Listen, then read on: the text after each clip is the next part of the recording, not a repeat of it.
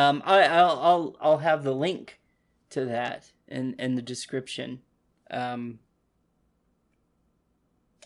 if you like. Well, I just will. I'll have the link to that. Anyway, so I made screen caps of the Facebook post, because I really wanted to,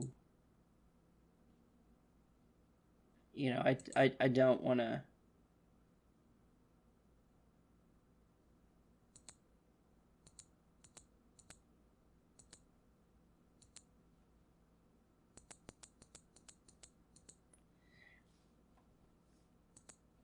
Don't want to show anybody's name.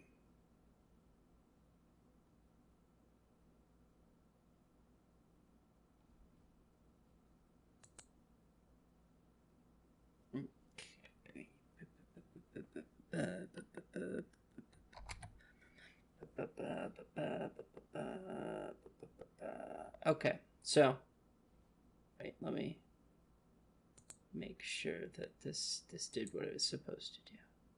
Yeah, it did. Okay. So I made this post because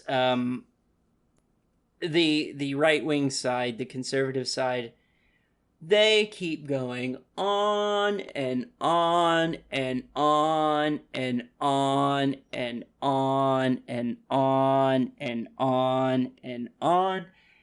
It seems like forever and an eternity about drag queens story hour. Drag queens reading books to kids.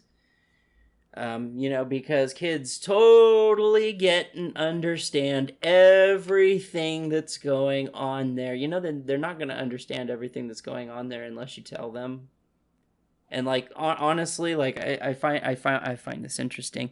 I have been in chat parties with nothing but straight guys, and I pointed out to them that they bring up gay stuff, particularly between two gay men, sex acts. They bring it up more often than that has been. I've been in a house full of LGBTQ people for a party or something, and these straight guys will talk about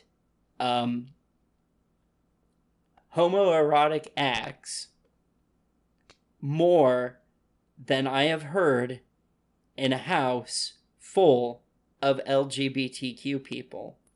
And I think this level of fanaticism that they have probably teaches their kids more about LGBTQ things than gay people, LGBTQ people just sitting around talking about daily life things.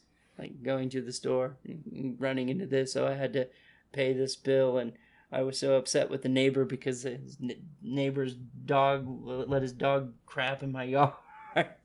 Yeah. Okay. So I posted this because I'm sick of hearing about it. I said, I am so sick and tired of hearing about Drag Queen Story Hour. I fail to see how that is indoctrination in any way. I promise you, I cannot teach someone to be LGBTQ. Those of us older generations of LGBTQ people can assure you of this. We grew up in a society that pretty much never even talked about LGBTQ anything. Many were left to think they were the only ones. Many believed what they were told, that it was a phase, that we would change if we just try. Well, many of them did try.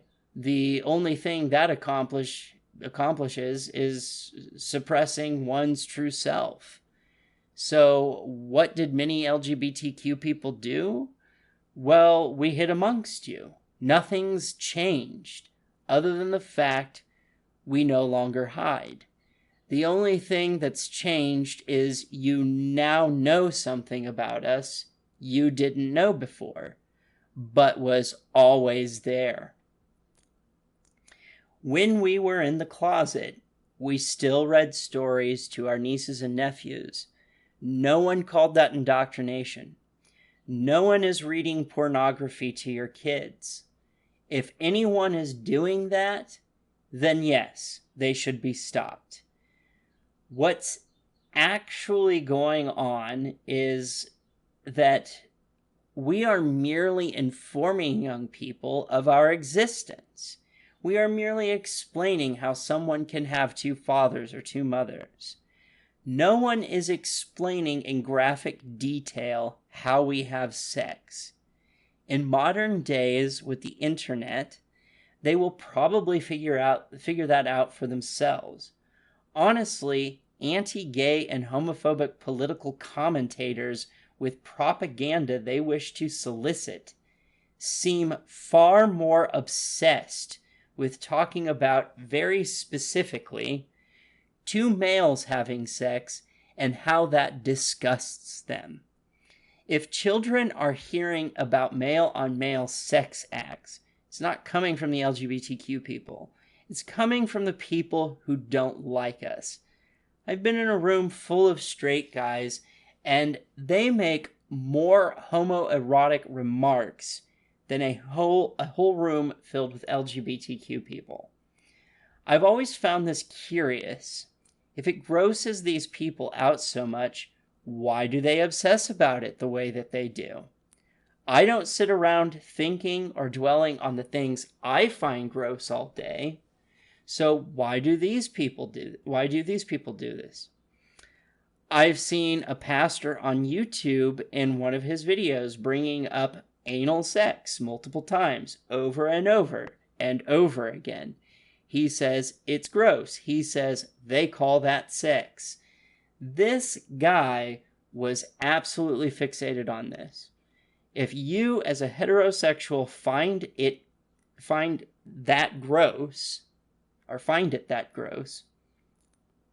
why do you keep talking about it? I don't do this. Maybe aside with a few friends.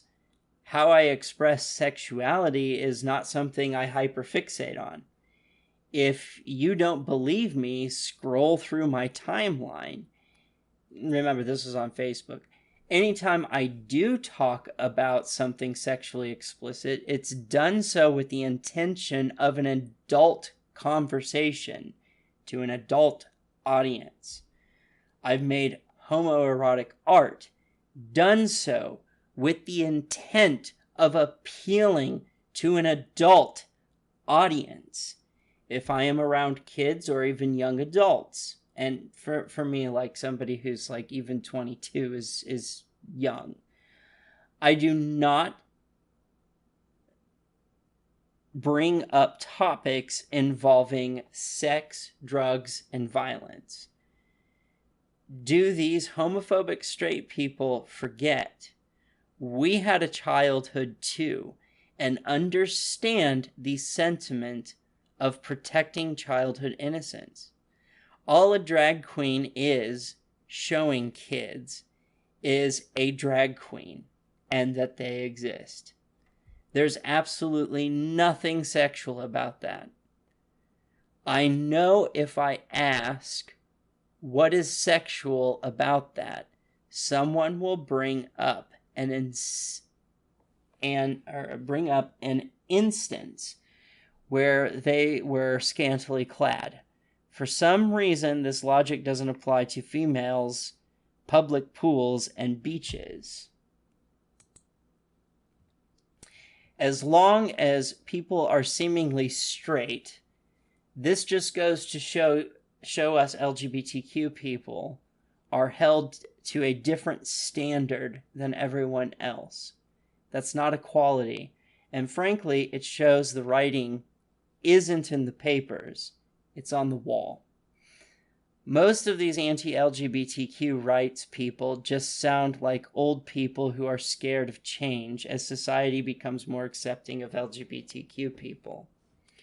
Remember, The only thing that's changed is they know something about us, that we are LGBTQ, as we do not hide anymore, that they didn't know before. It was always that way. When they didn't know, not knowing we were LGBTQ didn't mean we weren't there. We were. They just didn't know we were there. It's such bullshit to punish us for something we were born as. Something that occurs between two mutually informed, consenting adults. You want to know something else? Being homosexual is not just about sex. It's love and romance too. We desire love, companionship, and pair bonding. It's not just about sex. My fiance and I have been together for 10 years, and we've never had a fight. How many heterosexual couples can say that?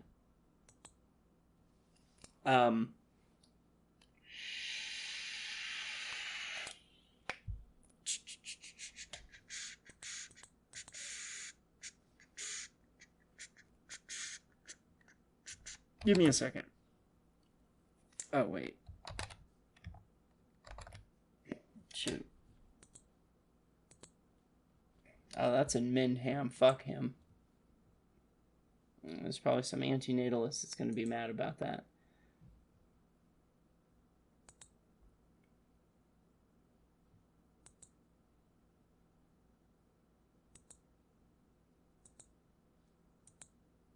Oops.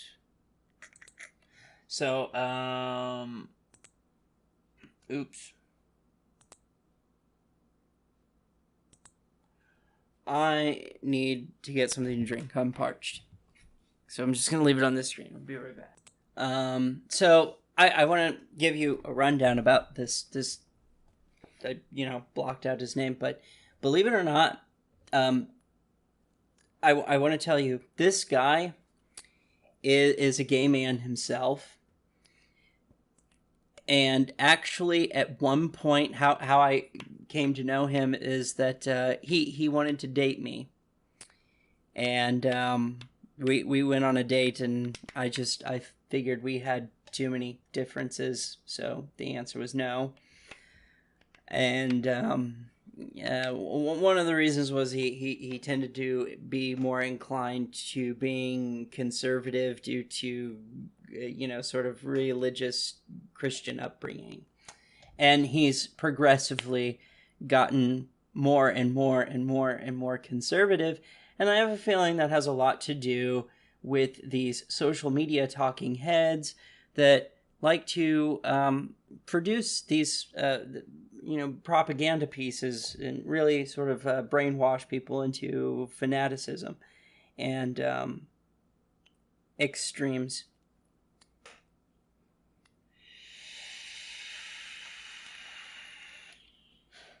So he responds to this post by saying this. He says, "Pardon, but I know of instances of teachers reading homo-erotic stories to students, and certain books being in school libraries.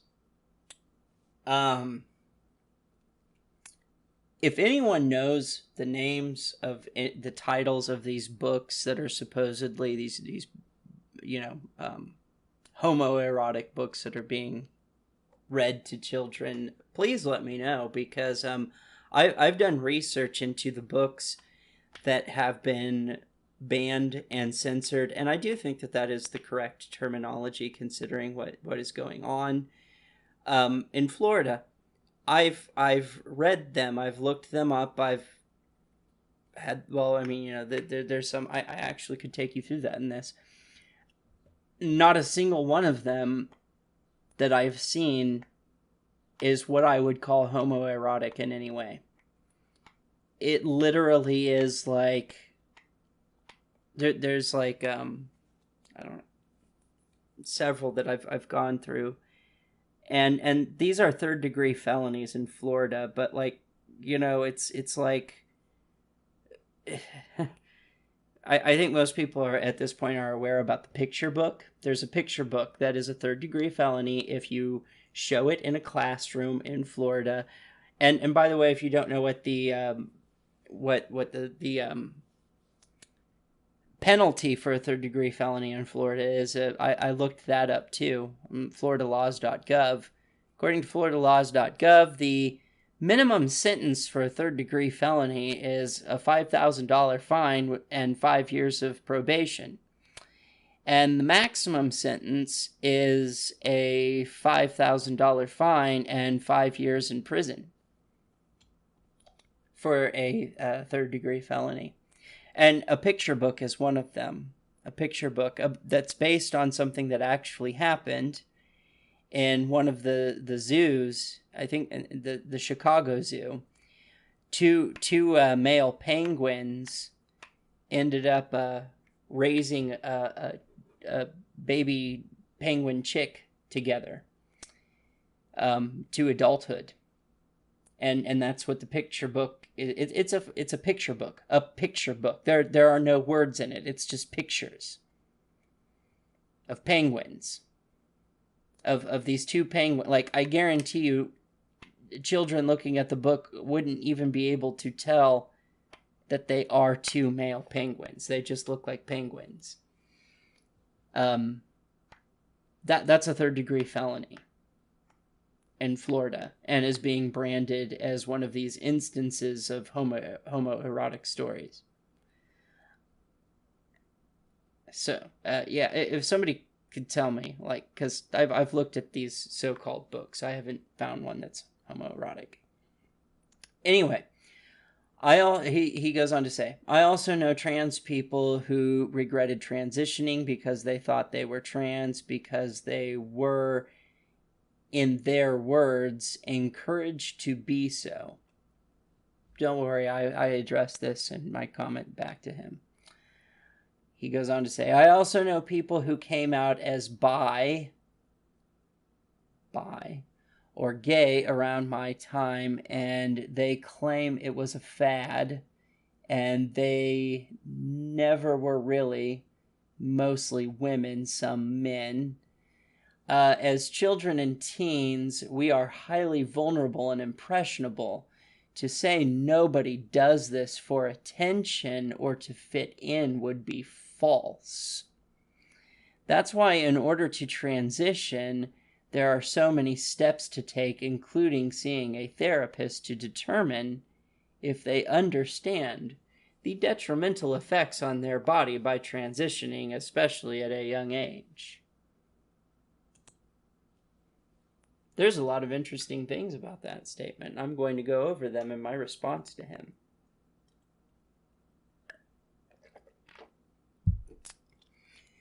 Well, this is my response. Well, look at you coming out with your pre-made bullet point arguments. Lol. Can you tell me what the name of these books are?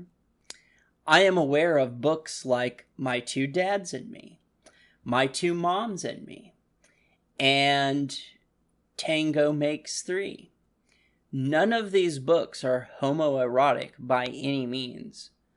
I'm not aware of any titles that are actually homoerotic, other than one that was claimed to be, but was not published for kids. It was published for parents of LGBTQ teens. I don't know why you're bringing up trans people. I meant to say I didn't. I didn't say anything about trans people. I also never said anything about people doing it for attention. If they do it for attention, they're not LGBTQ, are they? As they're doing it for attention. I've never heard of anyone saying they were LGBTQ because it was trendy. I must have missed class that day. I must have slept in. As long as I've been alive, it's been societally unacceptable to be LGBTQ. This has led to things such as conversion therapy camps, which LGBTQ people in conversion therapy camps are 80% more likely to take their life. I do know there are straight men who have said they're gay as a means to pick up on women that are in fact not gay. I'd also like to know specific examples of who is encouraging people to be LGBTQ. Our society is so anti-LGBTQ. I've got a fellow homosexual here telling me things that people use to invalidate our rights and civil liberties. I spent my entire youth not really even knowing what homosexuality was, and became very confused when I hit puberty. If we are running off the narrative that this is in some way, shape, or form a learned behavior, then we have a lot of unanswered questions. Many LGBTQ people have grown up in rural areas where they are not exposed to any LGBTQ community to speak of. Communities that have been so very anti-LGBTQ coming out as one could result in death. So the question is, where do they learn it? When they have never been exposed to it, such as myself, my husband, and every boyfriend I've ever had. Not a single one of them grew up in a community supportive of LGBTQ people, and yet, really, here we are. I'm also very curious on why response... Wait, hold on. I am also very curious on why your response has almost nothing to do with what I posted. You brought up several topics I've never addressed. It's almost like you're reading a script. I think if you want to say that you don't think Drag Queen Story Hour is appropriate because you find kids and teens to be impressionable, to be a much more civil position to assert. The fact that you bring up all these other unrelated topics is strange. It doesn't seem like you want to have a productive conversation about a concern. It seems more like you're angry and you want to fight over an ideological position. I really doubt you can find much evidence supporting a claim that a drag queen reading kids' stories will make them gay. Are there any peer-reviewed studies showing this to be the case? We have peer-reviewed studies showing that a child raised by two members of the same sex have the exact same likelihood of being LGBTQ anything as that of a heterosexual couple. The other question I have for you, do you think we should all have to go back to living the way we did back in the 1950s? Where we were not allowed to live with our pair-bonded partners? This did not get lifted until the 80s with the Supreme Court ruling of Lawrence v. Texas. Do you think all the LGBTQ outreach programs that were made for LGBTQ teens that were abandoned and disowned by their parents to become homeless should be dismantled?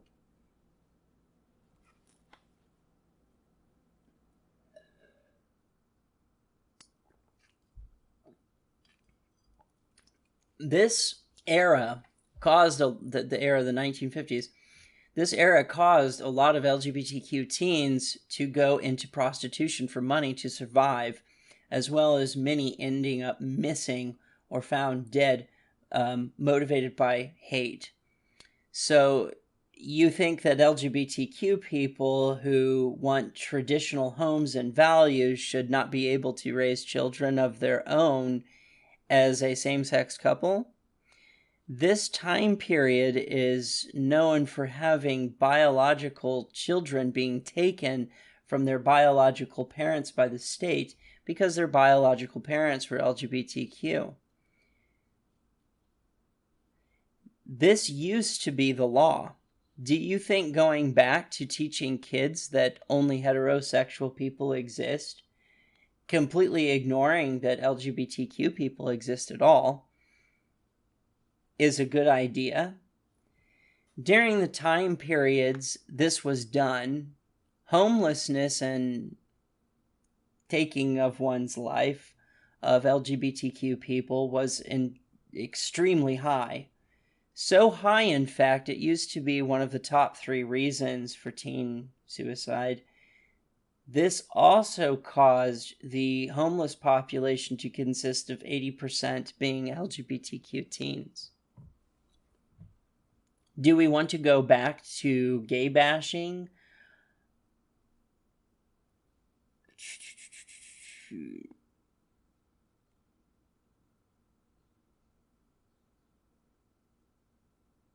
I meant to, there was other stuff that was in here. It said, are you old enough? There was a you in there. Are you old enough to remember this being an issue? How far back should we take this? The death penalty? Imprisonment? Legal sanctioning of losing your job, your home, your accumulated wealth and social status? I have LGBTQ friends that are old enough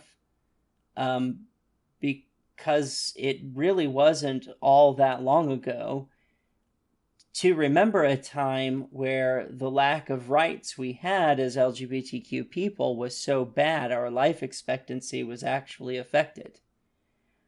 I wonder what they would think of this commentary of yours.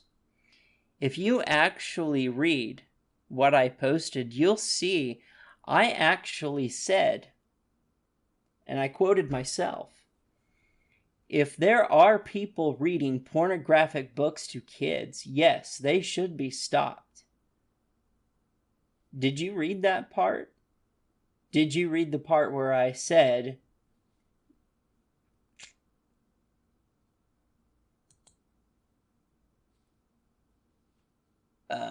we had a childhood too, and understand the sentiments of wanting to preserve the innocence of childhood? Also, can you please calm down? There's no reason to be this aggressive, angry, spiteful, and bitter.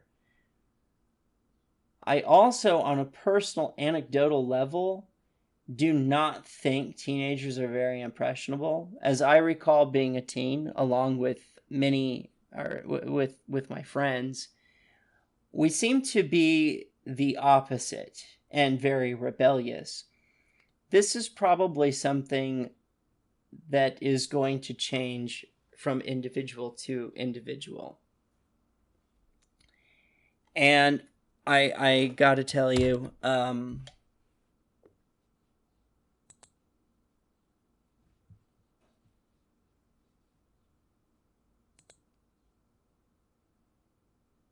I am very, very pro individual self-expression and the freedom to do so. Very pro. But I didn't have to go into a lot of explanation with him on the outreach groups. This is something I thought of recently, is that actually the LGBTQ community has done a lot to protect and the innocence of childhood, because many folks that lived through the time periods where LGBTQ people did not have rights, those who had survived it. In fact, I talked about one on my channel a while ago. There's a gay guy that was sent to, I think his name was James or Jesse or something like that. There's an episode of Haunted that because the people who victimize him, he says that they were demons, they were possessed by demons. He was sent to a conversion therapy camp by a very specific church, and he was tortured there, and so he started a youth outreach program to help LGBTQ teens get off the street. And I've been to one of these programs, the one that I used to go to, because the second boyfriend I had, he was living on the streets by age 15. So he went to one of these, and this is one of the things that they would talk about, is that, like, you don't have to use your body as a commodity to get food and resources, to get a roof over your head. Somebody who really wants to help you, like, it shouldn't come with, a cost like that. It should be something that's consensual. It should be safe. If you don't feel comfortable doing it, you shouldn't feel pressured. They would talk to youth about this. You don't have to do this. They would talk about using protect, because they can't stop them. So they'd be like, please, please, please use protection, please, and actually give them access to it, free access to it, give them condoms and stuff just in case, because and tell them where the free clinic was where they could get tested. But they were pretty adamant about being safe and letting them know you don't have to do this, and telling them where they can get resources, like from the church. Because this was done out of a church basement, and there were a lot of people that donated food for these people because they didn't have access to food. These were teenagers living on the street. Their parents had disowned them for coming out of the closet. So, no, actually the LGBTQ community throughout the years has done a lot to protect LGBTQ youth. And I'm sure they'd be happy to take in youth that wasn't LGBTQ that had been abandoned by their parents if that had happened. It's true. The LGBTQ community has done a lot to protect youth from, being trafficked, keeping them away from prostitution, keeping them away from abuse and torture. This is a real thing. That guy that had the episode from Haunted, he one of the things they did at his conversion therapy camp was they locked his wrists above his head in a cage, and made it so that he had to stand up for days at a time, and then they'd take him out and they'd spray him with a power hose with ice cold water. And, beat him constantly. I mean, it was a horrible story. It was tragic. And then, he went on to create an outreach program for LGBTQ youth to make sure that no one had to live through what he lived through. He survived. He is a survivor. He survived some pretty horrific stuff. Yeah, it's a true story. That outreach program still exists. So does Passages, the one that I told you about. Not every religious institution is homophobic. So this was like a religious community that came together and tried to support getting LGBTQ youth off the street, because it was exposing them to things that they didn't need to be exposed to. Okay, heterosexual people didn't do that. The heterosexual people, they were the ones sending their kids, their 15-year-olds, 14-year-olds, 15-year-olds, 16-year-olds, 17-year-olds out on the street and put them in the situation of sell drugs to make money, prostitute for money, to, this is why these anti-LGBTQ sort of policies of, be in the closet, don't be out in the open and stuff like that. That is what made LGBTQ youth so vulnerable to people like Jeffrey Dahmer and John Wayne Gacy. Because the youth that they preyed on, I don't know so much about Jeffrey Dahmer, but John Wayne Gacy, he preyed on these teens, these young people who had been abandoned by their families because they came out.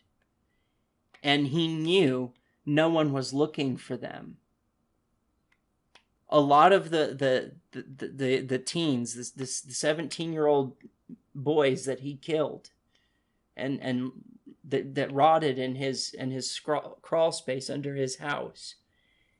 You know, they weren't reported missing or anything, and a lot of, there's still many of them we don't even know who their parents are, because they're some of them, their parents abandoned them.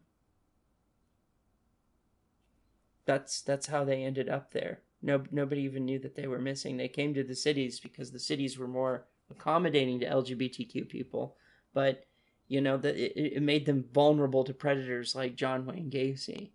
There's one named Brett Berdella. He pretty much the same thing. He preyed on LGBTQ youth that had been, you know, they come out of the closet, and then, you know, have to live on the streets.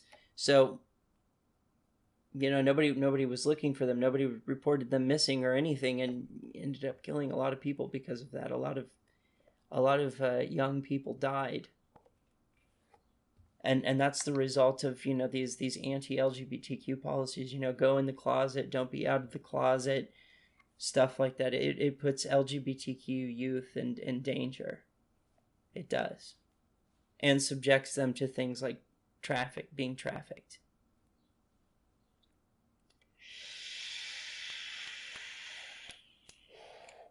So a lot of youth, LGBTQ youth outreach programs were based on survivors of that, who created the outreach programs to protect youth from that. The thing that, you know, that LGBTQ people are being accused of. The LGBTQ community has been actually very, very active in protecting youth against that kind of thing. So it's something to think about. Oh, and I'll edit. I do want to look this up. So there's...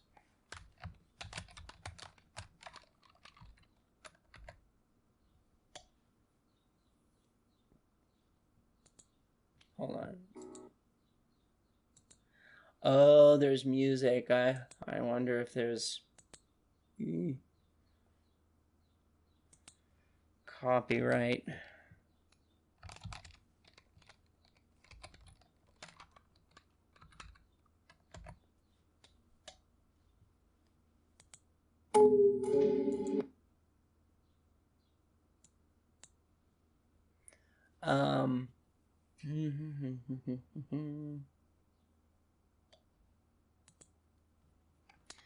So let's see.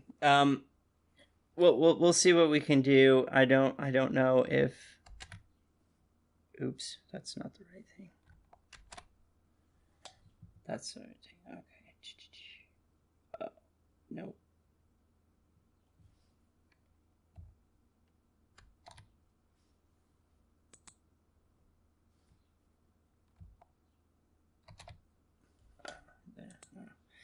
So, I mean, let's... Hold on, let's... Hello, kid. The Orb Seeker. And me, illustrated by... When I open my eyes... Here, I don't know about the music. It might be copyrighted, so I'll read it. So this is one of the books that is a 3rd-degree felony in the state of Florida. My Two Moms and Me. So we're going to read this, okay? When I open my eyes each morning, I see my smiling moms. What a way to start the day.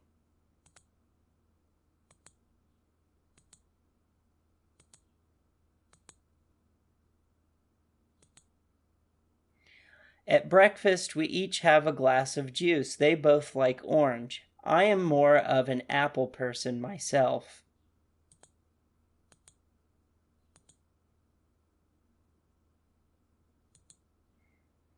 It's time to get rolling, so I hit the road in my car seat. Our first stop is the park to watch the ducks. They really like me.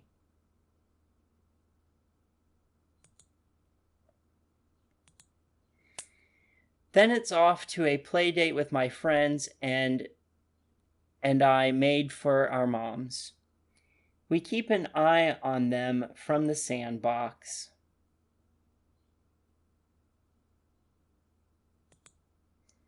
After lunch, we go for a spin around the neighborhood. I'm an excellent driver. At the pool, my moms bounce me in the water. What a life. Back at home, we take out my crayons. One day, I bet my mom's pictures will look just as good as mine do. This is obviously told from the perspective of the child. After dinner, my moms like to read to me. I help them with the tricky words.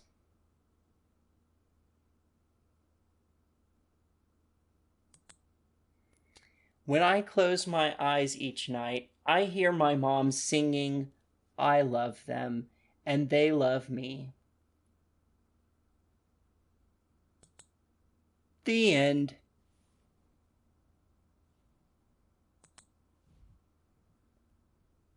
And then, okay, that what I just read to you, that book, I mean, like, look, this one's only 2 minutes long. What is this one? My Two Moms. That's 2 minutes, 53 seconds.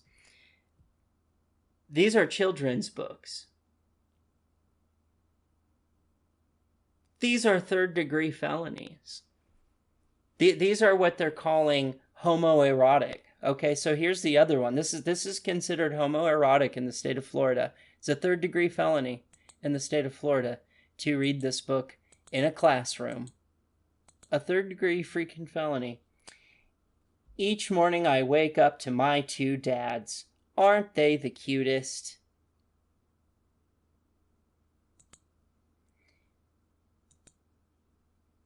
Okay, before you know it, we're out the door. I thought they had a breakfast one too.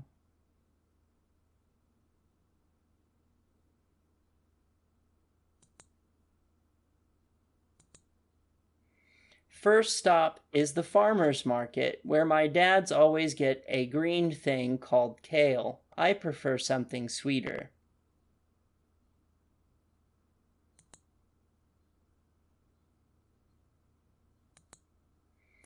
At the park, I love to run around. It's a great workout for my dads.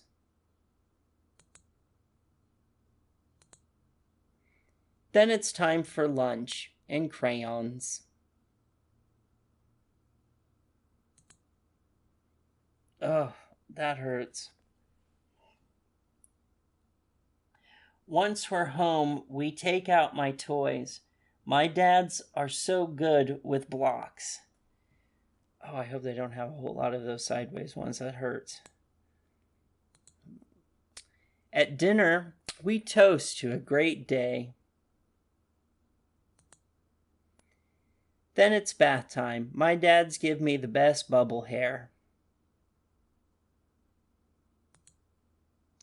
Each night I fall asleep to my dads.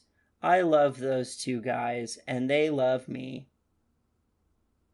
The end. That is considered that's what they're calling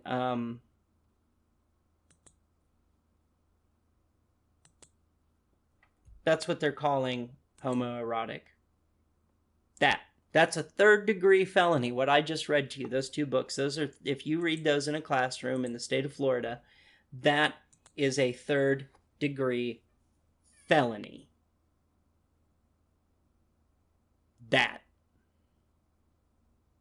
There's others that I've looked at too. Like I said, I I've looked at the Penguin one too. It's a picture book, so there's not much to go over. The one that I saw, they narrated the pictures, but it's just a picture book. It's just, the shows the two penguins. I can't, I'm not gonna, it's gonna have music. I can't play it and probably copyrighted, so I can't do that. But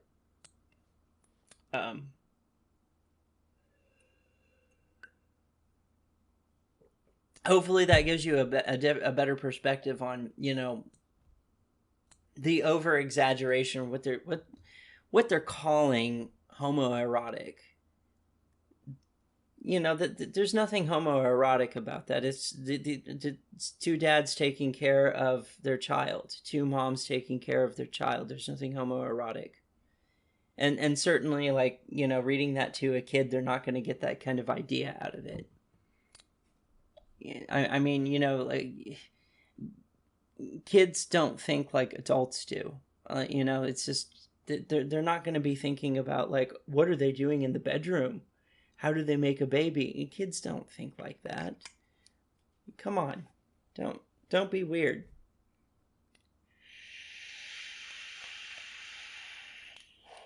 Like, seriously, that's weird.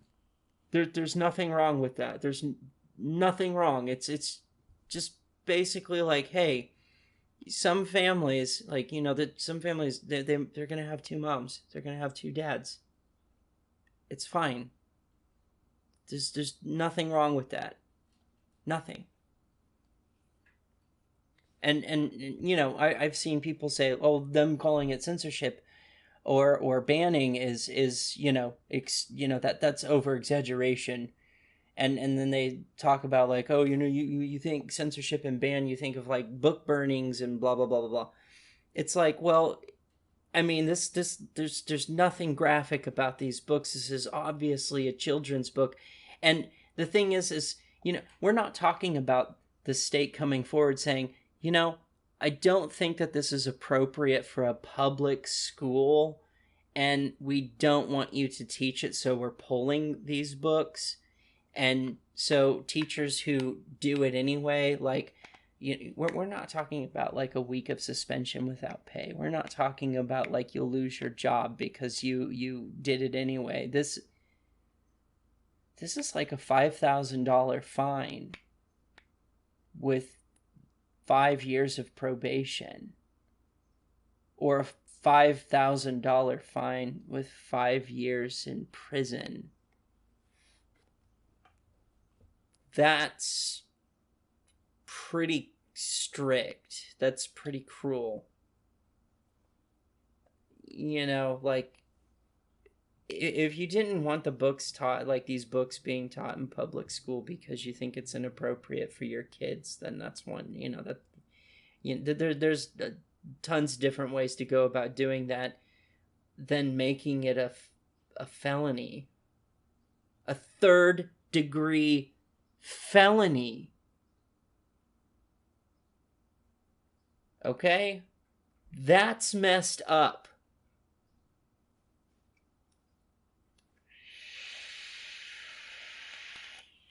That's dark.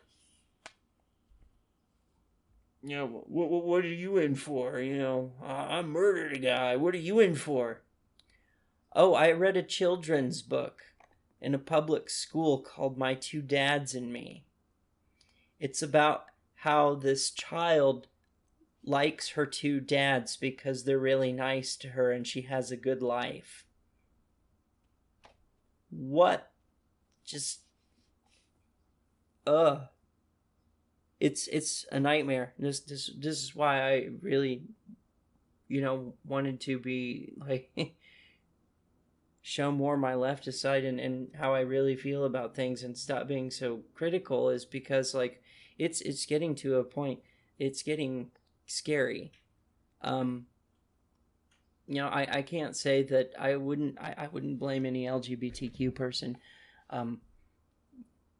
wanting to do something to protect themselves and defend themselves. And that's the weirdest thing is that somebody who's got mental issues going on, they go and they do something really, really atrocious, and everybody comes out and they're like, oh, we need to focus on mental health. We need to focus on mental health. Apparently, all it takes to try and say that we should make it so LGBTQ people cannot get guns due to mental illness, loop, blah, blah, blah, is one trans person saying, I want a gun to be able to defend myself. And then Tucker Carlson's on Fox saying, oh, we should, make it so trans people can't have guns because they're mentally ill.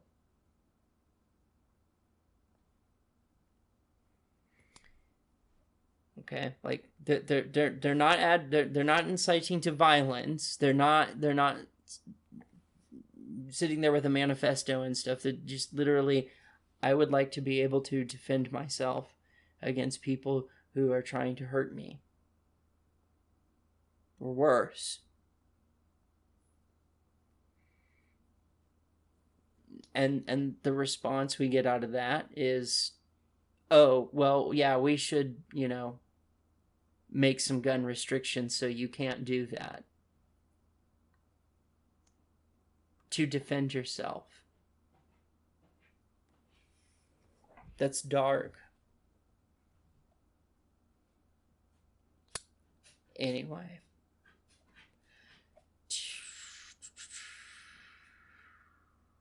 So,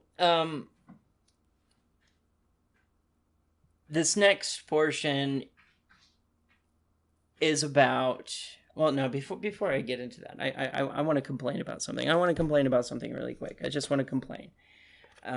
Just complain. And, normally these complaints is I make a video and but I'm just going to complain. I just want to vent. I just want to complain. Okay, so I have a disability. I'm permanently partially disabled due to damage done to my body from working too much and too hard. I've done permanent damage to my body. I ended up compressing all 5 nerve trunks in my brachial plexus, thoracic triangle, thoracic outlet for a very long time. I ended up with my entire arm from my hand all the way up and including the mid-trap in my back here where my scapula is, atrophied and contracted for an entire year. And then I had the decompression surgery where they removed 2, there's 3 scalene muscles that sit in your neck, kind of like this. They removed 2 of those 3 scalene muscles. There's 2 of them that connect to your first rib, and there's one that connects to your clavicle. I still have the one that connects to my clavicle, my collarbone. And the 2 that connect to my first rib, those are the 2 that were removed. They had to remove a bunch of scar tissue. I had a moderate amount of scar tissue compressing those nerves. And those scalene muscles were compressing nerves, and they were also compressing veins. And then they removed my first rib here. It's like way up in here somewhere. They removed the first rib because it was compressing nerves. And then they moved around to my shoulder because your pectoral muscle comes up and attaches to your shoulder. They detached my pectoral muscle from my shoulder. So now it kind of goes down like this because it was compressing the main artery. Well, I have nerve damage of my radial, median, and ulnar nerve. That has been confirmed by a neurologist. It is nerve damage. I have numbness in my pointer finger, my middle finger, my thumb. And I didn't know this until I saw the neurologist, but this side of my ring finger is just fine. Like this side has lost sensitivity. It's numb too. I didn't know that. He pointed that out because he said that's interesting that these 3 fingers are numb, but usually that means this side is. So yeah, my hand sits like this all day at my side. Like that. So that's why when I had to tilt my head like this. It's like it pulls on this. side of my neck, and it's very, very, very painful. And sitting at a keyboard like that, it compresses those nerves, and I end up feeling like I've been shot in my chest with buckshot. Anyway, typing is very painful, especially if it's like if it's like 15-20 minutes of typing or texting, and usually I do a combination of voice to text, copy and paste. I do a combination of things. It takes me a long time to type and text, and it's very painful. And Jeff Holiday made a video about sort of his history in the skeptic community, and I made this commentary, this long commentary. And I told a story about how I saw Sargon use a citation once from a magazine that is... It has this is for entertainment. It's a gay magazine. I used to buy it from Barnes and Noble when I was young, and I think roughly around when I was 16, 17 years old, I started buying them, and then I signed up to get them every month in the mail. But the articles that they have in that magazine are they're not necessarily tabloid. They're not like Mad Magazine, but they're just kind of silly and goofy. They're not serious. He used one, like now the magazine has a website, and in one of his videos he used that magazine like in one of their articles as a citation. I'm like, wait a minute, this is this magazine does not, its articles are not based on facts. This isn't a news report. This isn't a news magazine. This is it embellishes things to sort of make fun of like anti-LGBTQ stuff. It makes fun of stuff like that. Like one of the articles they published was like, oh, you can tell, like, heterosexual people say that they can tell if you're gay based on your fingers. Based on your finger size, I mean, it's ridiculous. It's just silly. It's just, it's parody. It's for entertainment purposes only. It's not for information gathering. So, I was commenting about that. There are serious things in that magazine. And the serious thing in that magazine are the letters that people write in about coming out.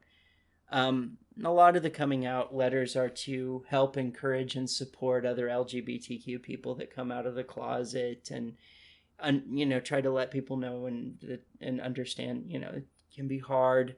Some people don't live in families where they can do that, and be supportive and stuff. And, here's a magazine that you can be anonymous. You can write, and other people can read your story and go, oh my gosh, that's sad. Maybe somebody that lives near me can read this, and they'll come and they'll help me, or at least tell me I'm not alone, kind of thing.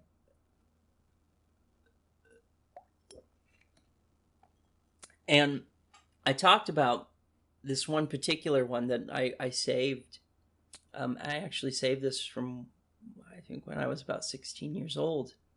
And because the person was the same age as me, and actually their first name is the same as mine, and so I kept it because when I read it, it brought tears to my eyes, and I thought, I don't know, it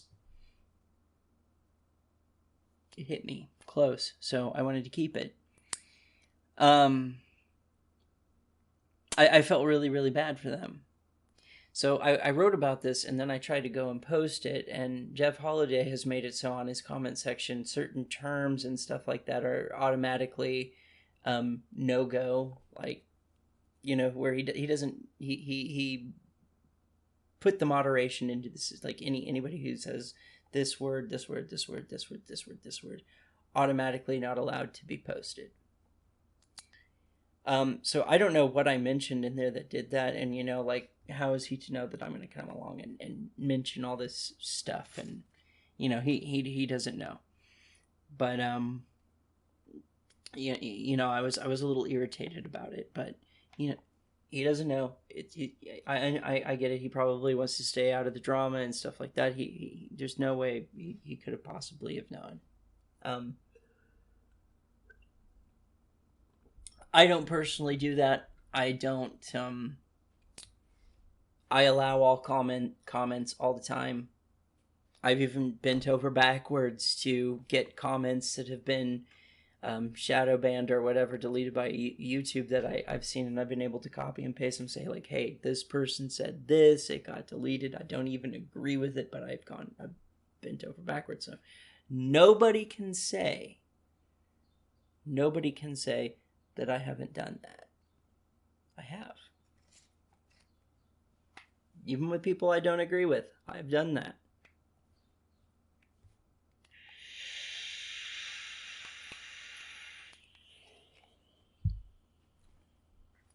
But I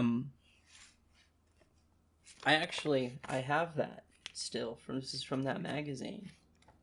It was a guy named Chris from Edwardsville, Kansas, and he wrote this in the year 2000.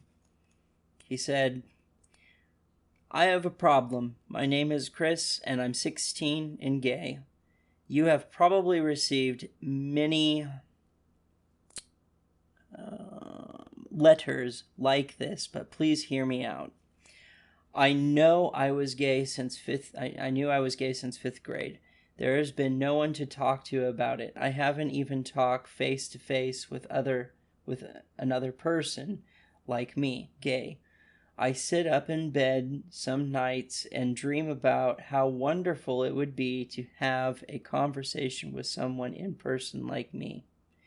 But I feel as if I am not what does it say? But I feel as if I am in a prison and can't tell anyone.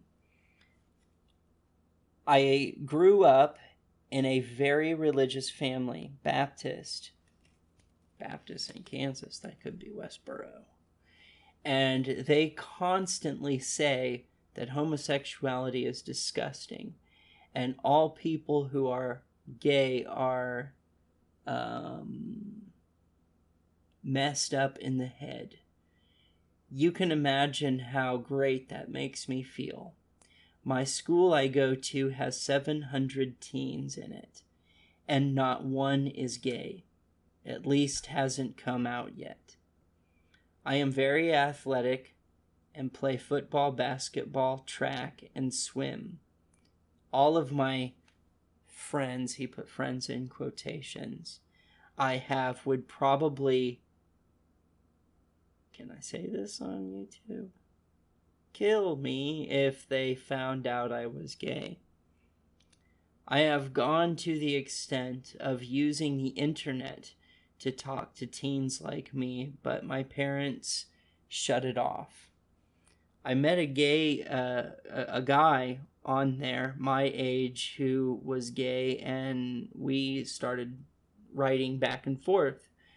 One day while I was in the shower, my mom found, it's handwritten, just copied, so some of his writing is hard to read.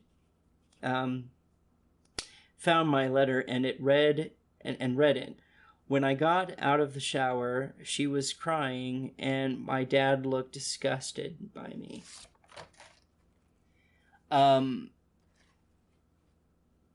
The sight of my mom crying destroyed me inside. I felt like I was wrong and bad for feeling this way about guys. And it was my fault, and I couldn't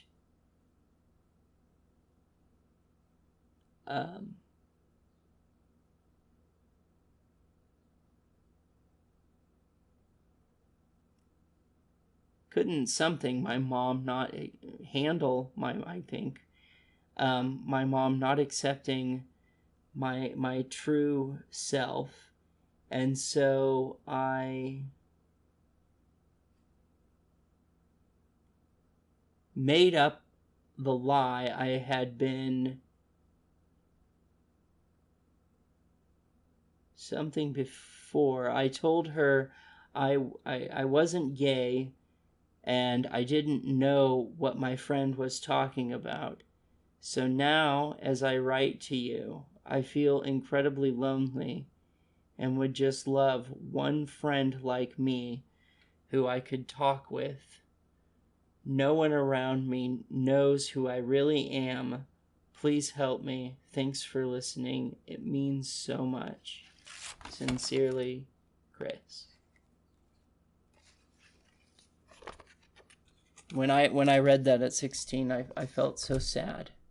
I felt really bad for him, and I wished that, I could have been able to reach out to him and say, no, you're not alone.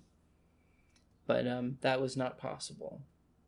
And the internet back then was different than it is today. Back then, they had these little, chat room stuff. So, if you went into, a gay chat room, this was, nationwide. It wasn't, one state or another. It was just all over the United States. And, yeah, so, there wasn't a guarantee on dial-up AOL that you could, meet someone in your local area or anything like that.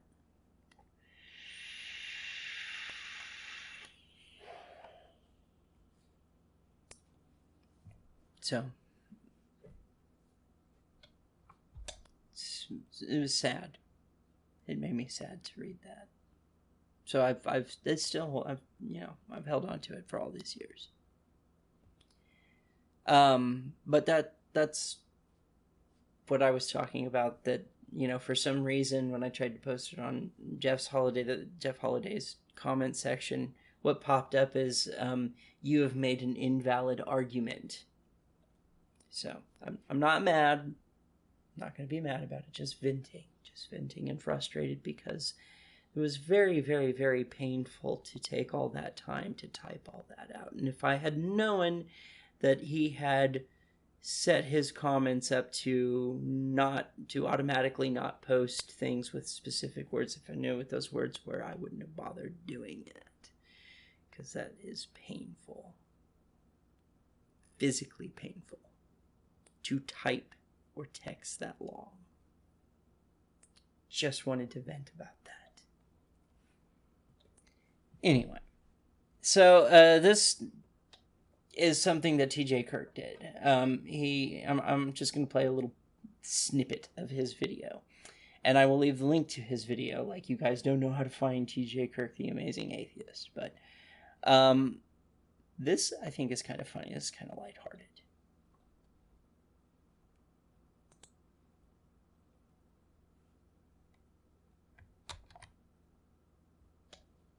Did I do it right? Yay! I got it right where I want it. People will see things like this and take away from this conversation, yeah, those are good, regular people. And of course, she shows one of these ridiculous guys. I don't even think we looked at this one.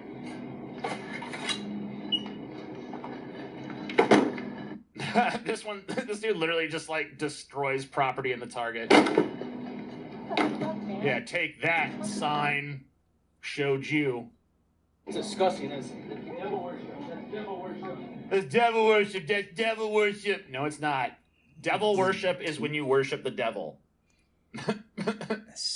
There are plenty of gay people who are Christians. Yep. There are plenty of gay people who are atheists. There are plenty of gay people who are every religion under the sun. Some, I presume, are Satanists. Yes. But even Satanists typically don't actually worship the devil. Usually, whether they're LaVeyan or temple Satanists, they worship Satan as an idea.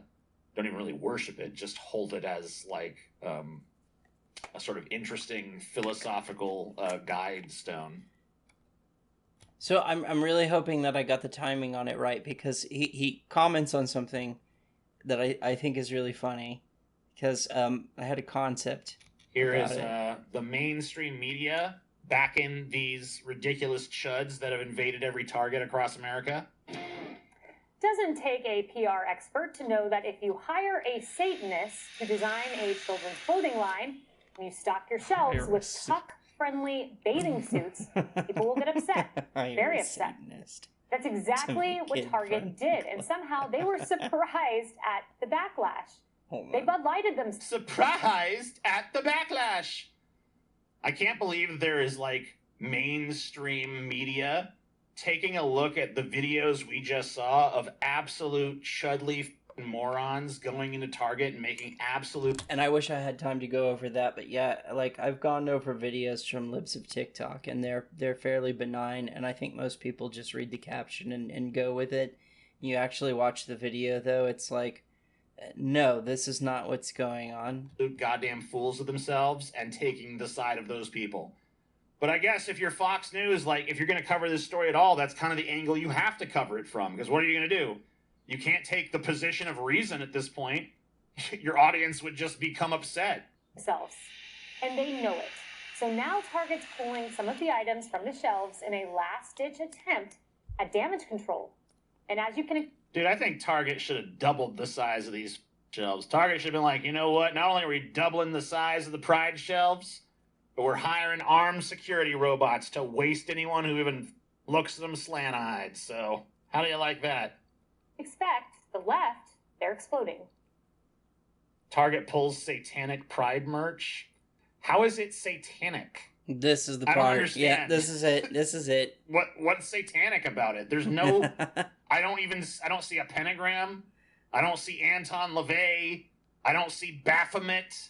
I don't see the devil. I don't see any of that shit. This is just. And I that is a really funny statement, because, and I even commented here in the section. I wonder what they would do if someone actually released a child's clothing line with Baphomet, pentagrams, 666, and other satanic panic symbols. I really do. I wonder what their response would be to such a thing.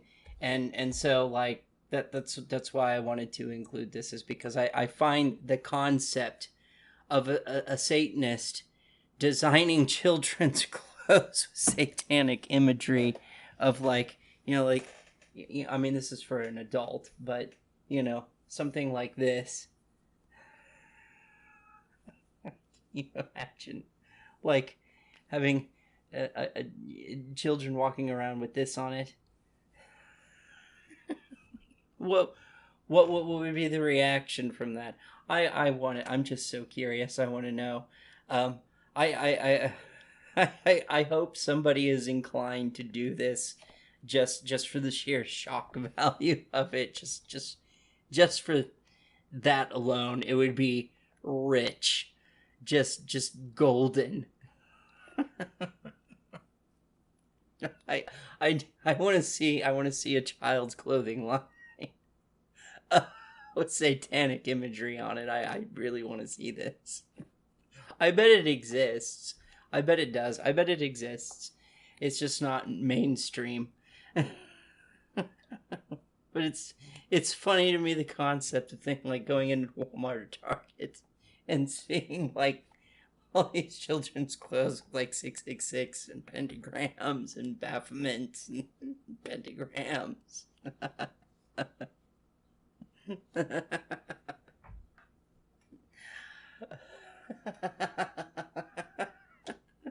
I do. I want to see it. I want to see the reaction from that. I want people to go there and put that up on their TikToks. I want to see it so bad. Okay. All right. So, yes, I am very, very pro LGBTQ rights. Anyway. So, I'll see if I can upload this in segments. That's going to be hard, but that's going to be a lot of videos.